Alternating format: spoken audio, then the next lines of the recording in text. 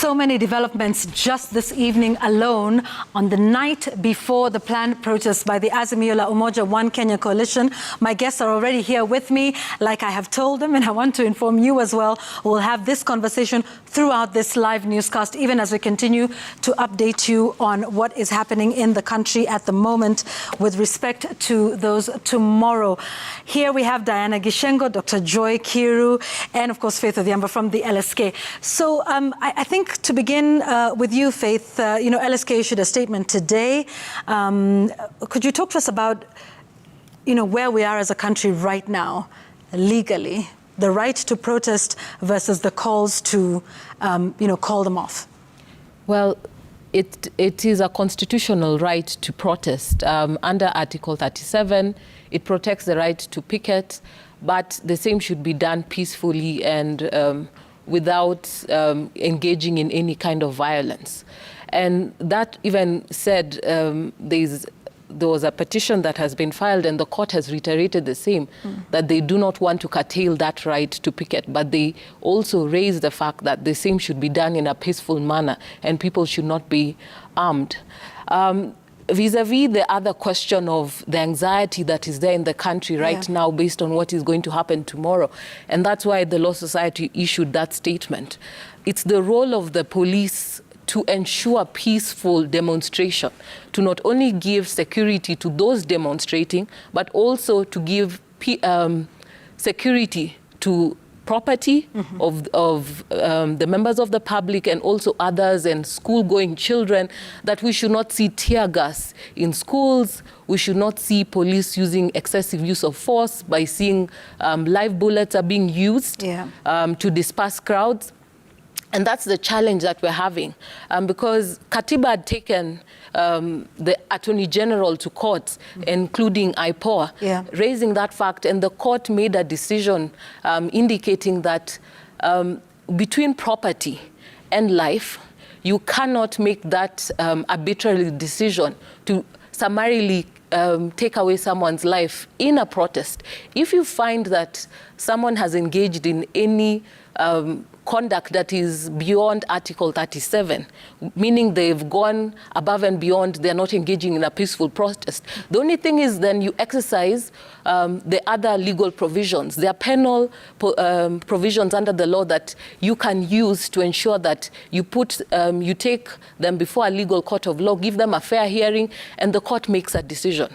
But use of force using live bullets does not justify in the argument to protect property. Okay. Yeah. And yet we see, the sort of hard stances back and forth, Diana, from both the government side, the security forces and the security agencies, and the Azimio la Umoja One Kenya coalition that says, the protests are on and they're going to continue. And then there is the call for dialogue. And we've also seen the UN, weighing in on the matter, the Human Rights Office. So, where is the balance? At the end of the day, there's also, Kenyans in the middle of all of this back and forth between both sides. Yvonne, I think the balance lies in us upholding what we contracted for ourselves in the Constitution. Because in the first place, why are we here? Where there are tensions, where there are protests.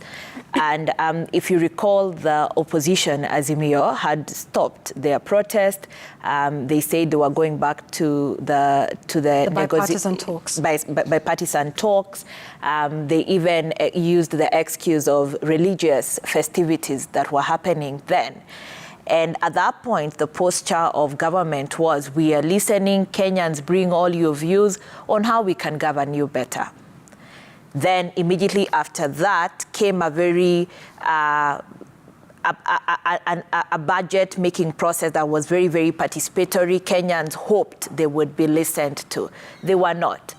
The opposition is then riding on that wave, a government that is not listening, a government that is bullish, to now come back for their own interest and not Kenyan interest. I am worried about, one, the use of excessive force and the grandstanding, both sides. It actually feels like both the security apparatus and other militias may be deployed by either side. The consequences of that would be catastrophic, and definitely the types of demonstrations that we are seeing and the impact on property would be completely off. However, if we are saying dialogue, what are we dialoguing about? Are we dialoguing about political interest or the true Kenyan interest at the moment? What do you think are the true Kenyan interests at the moment? The true Kenyan interest is the cost of living, is the lack of essential services. Health, education are very, very concerning in this country right now. The lack of, why are we importing bar soap?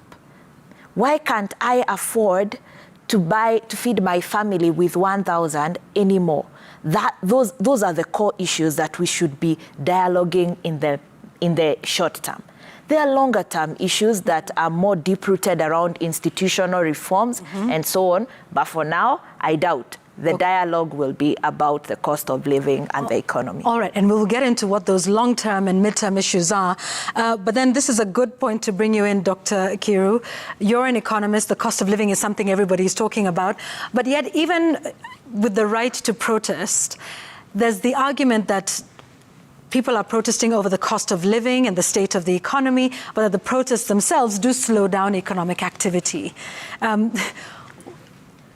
Is there a balance? Or what is your overall assessment of, the state of the economy and perhaps what could happen at this time? Thank you. The state of the economy, like every Kenyan is talking, and I support a lot of Kenyans when they say that life is difficult. She just say that it is no longer possible to go and shop for basic necessities for a family of 3 with 1,000 shillings. Sugar alone is over 400 shillings. Even before you go to unga, which is more than 200 shillings. So at the end of the day, the inflation is real, and people's incomes are being eroded. And when you look at what is coming, what are people expecting even now, when they look at the policies which are happening within the economic policies, let me say that, they're not giving a lot of reassurance that things are going to be good in the next few times. We've just been talking about the VAT on fuel. You can see the cost of fuel, and that will affect everything. So people's expectations are that things are just getting worse and worse. And people are being pushed, feel like they're being pushed to a level where they feel like they have nothing to lose. And there's nothing as dangerous as fighting with somebody who believes they have nothing to lose and everything to gain, if anything. So people are hoping that this struggle will bring them hope, will cause someone to listen, will cause somebody to say, we are a democratic country. We give our views in the public participation, for example. We need to be listened. So the long and short of it is that Kenyans have got valid concerns, economic concerns, and the economic policies are not really very reassuring. And I'm sure we'll be talking about that, some of the things which are being done in terms of some of the policies being implemented are not going to give the results that we expect. So at the end of the day, people are panicking. So there is a real economic situation. There is a real economic situation. And we'll come back and talk a little bit more in detail about those, what the long-term, short-term, medium-term, or if we should just really buckle our belts for, even tougher times ahead. Bill Okero joins us tonight. Thank you so much for coming in. With everything that you have seen happening in the country, as of this evening, back and forth, are you concerned with the situation in the country, and what is it that concerns you the most? Thank you. I think, in my assessment, the country is at crossroads. It's a defining moment in the leadership of President Ruto, because if you are in this country today, there is apprehension, there is fear, there is insecurity. Not just of people who are in business or in government, but everyone is concerned about the future now. Because we have not got to a point like this since 2007, where, the government and the opposition are daring each other on the lives of the people. And I think if it is premised on the economy, then what is happening actually undermines the economy greatly, because in any business, in any country, political uncertainty, economic stability, these are critical. We are seeing a situation where already the economy was on its knees, in shambles, if you will, using the same words that have been used by this administration. And now you add political uncertainty. Then you add insecurity. You feel insecure, even at home. Government announcing that no schools will be open. Yeah. And the kind of the kind of warnings being issued. Anyone, if you are a stranger in this country, if you are a visitor, if you are an external investor in this country, you would be seriously concerned. If you saw the paper, if you were visiting, there were investors on that day, on Wednesday last week in this country. That's right. And if you saw the papers and you saw the news, I mean, you would think twice about coming to this country. So I think, yes, we are worried. I think the situation is pretty bad, particularly, we didn't expect this. True, there are demonstrations all over the world regarding cost of living. There are demonstrations for other reasons. In France, you saw in the last 1 month, there have been sustained protests, in fact, violent, and in which property has been destroyed and there has been looting and so forth. But there has been no loss of lives, but because there people may disagree, and people, there are unruly people in society, they can misbehave and cause damage, this or that. But I think when things get to a point where you lose lives and nobody cares about the loss of lives, then I think we are concerned. And particularly last Wednesday, something that struck me is that the opposition party leaders